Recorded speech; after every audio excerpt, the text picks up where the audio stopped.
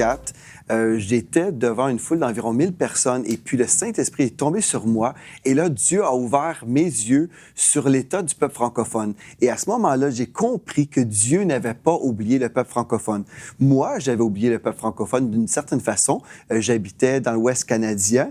J'étais originaire du Québec, mais pour moi, je n'avais pas vraiment un cœur pour le peuple francophone. Je faisais du ministère dans le monde anglophone et tout allait bien.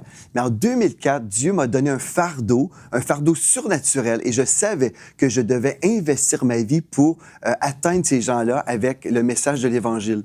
Et puis aujourd'hui, j'aimerais vous encourager, j'aimerais que vous sachiez que Dieu a vraiment un plan et une destinée pour le peuple francophone. Je crois qu'il y a un grand réveil devant nous. Les âmes vont venir au Seigneur, mais des âmes francophones. Et puis, j'ai aussi un autre message concernant le peuple francophone. C'est que souvent, nous, les francophones, je dis nous, mon père, c'est un Anglais, hein, Spinks, comme vous avez remarqué, c'est pas très francophone. Et mon deuxième nom, même, Wallace Spinks. Donc, vous pouvez comprendre que j'ai des racines anglophones.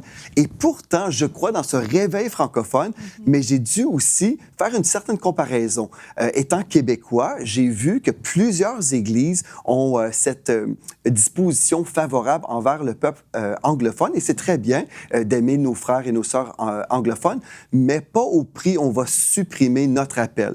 Et puis, j'aimerais adresser certaines choses dans le milieu francophone parce que Dieu nous appelle à croire qu'il est notre source. Dieu n'a pas oublié la francophonie et si Dieu ne nous a pas oubliés, il a aussi une provision financière, une provision économique, c'est la même chose, mais une provision d'onction. Dieu a vraiment une provision pour nous à tous les niveaux. Donc, on doit relâcher notre foi et dire, OK, si Dieu l'a fait dans le monde anglophone, il va le faire pour nous aussi, si on est prêt à relâcher notre foi. Je me souviens quand je venais tout juste de commencer à la télé en 2003, à ce moment-là, j'ai commencé à recevoir des appels de certains pasteurs francophones qui m'appelaient me demandant de l'argent. Je travaillais pour une station anglophone et puis les gens s'imaginaient que le monde anglophone était la source économique. Je me souviens, des pasteurs disaient, est-ce que tu peux, s'il te plaît, demander à ton patron de nous donner de l'argent pour notre Église, pour nos besoins finalement. Et puis, j'ai été vraiment attristé dans mon cœur parce que j'ai discerné à ce moment-là qu'il y avait plusieurs personnes qui s'imaginaient que la source de la bénédiction était le monde anglophone. Mais non, le même Dieu qui a béni le monde anglophone est ce Dieu que nous avons dans la francophonie. Il est notre source en toutes choses. Et puis, si nous sommes aujourd'hui dans des studios de télévision francophones, c'est parce que nous avons cru dans ce même Dieu. Il est capable d'intervenir, mais on doit relâcher notre foi. Donc, je veux vraiment vous encourager à ce niveau-là. Croyez pour les finances. Aussi, au niveau de l'onction, souvent, moi, j'ai remarqué dans le monde chrétien, ici au Québec, on invite constamment des prédicateurs américains ou canadiens anglais. Et puis, j'ai été un peu dérangé quand je voyais cette coutume-là. Je me suis dit, est-ce que le Saint-Esprit utilise plus les anglophones? Est-ce qu'ils ont quelque chose de spécial que nous, les francophones, nous n'avons pas? Et puis, j'ai décidé, quand on a démarré une église, j'ai décidé, je vais inviter que des francophones, à moins que l'Esprit de Dieu dirige autrement, parce que je crois que le même Saint-Esprit qui a béni, qui a inspiré les anglophones, c'est le même Saint-Esprit que nous avons. Et je crois que Dieu veut qu'on célèbre les ministres remplis du Saint-Esprit francophone. Donc, ça, c'est une autre chose aussi qu'on doit changer notre façon de penser. Je trouve que c'est anormal si on invite uniquement des Américains, et c'est rien contre les Américains ou les Canadiens anglais.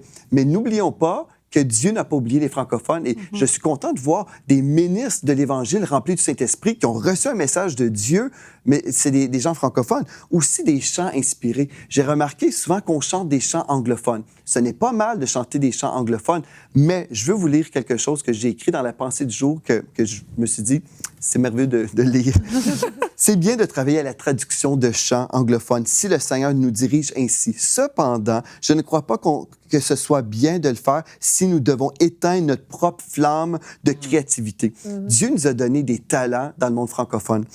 Dieu n'appellera jamais un peuple à enterrer ses propres dons pour célébrer les dons d'un autre peuple. Nous avons reçu des dons de Dieu. Dieu ne nous appellera jamais à être un écho car il nous a donné une voix. Et puis, je veux vraiment vous encourager. Dieu, le Saint-Esprit est avec nous. Dieu a un plan pour la francophonie. Il y a un réveil devant nous. Mais Dieu, en même temps, s'est choisi un peuple qui doit se lever dans la foi et dire, Dieu a béni le peuple anglophone. Gloire à Dieu, merci Seigneur pour ça. Mais Dieu me bénit aussi. Dieu est ma source financière. Dieu est ma source d'inspiration. Je vais écrire des chants selon l'onction du Saint-Esprit. On va retrouver des chants dans nos églises. Dans notre église, je sais que le frère Gwen Dresser a écrit plusieurs chants et nous chantons ces chants. Pourquoi pas? Et vous avez peut-être reçu cet appel à écrire des chants et que dans le peuple francophone, qu'on puisse vraiment entendre ces chants-là. Des prédicateurs loin du Saint-Esprit sont aussi francophones. Donc, on doit se lever dans la foi, on doit célébrer ce que Dieu a fait dans le passé, dans le monde anglophone, mais croire aujourd'hui pour nous, les francophones, et savoir que vraiment Dieu veut atteindre les gens dans notre entourage. Et ce qu'on doit faire, c'est comprendre que Dieu va se servir de nous. Donc, voilà ce que j'avais à cœur de vous partager. Dieu n'a pas oublié la francophonie et vous devez le savoir et croire aujourd'hui que Dieu va se servir de vous pour cette grande récolte. Retrouvez la suite de ce programme dans l'émission Bonjour chez vous sur ENCI TV.